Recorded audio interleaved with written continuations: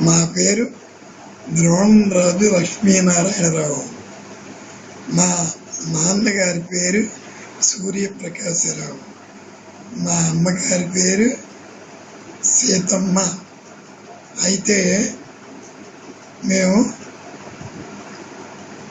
మామూలుగా అనేక ప్రదేశాల్లో నివసిస్తూ మా చిన్నతనం నుంచి చాలా స్థలాలు చూడగలిగాను. అయితే మా నాన్నగారి యొక్క చరిత్రకి ముందు మా తాతగారు, మా నాన్నగారి తండ్రి వాళ్ళు నలుగురు అన్నదమ్ములు. ఆయన పేరు ద్రోణంరాజు లక్ష్మీనారాయణరావు.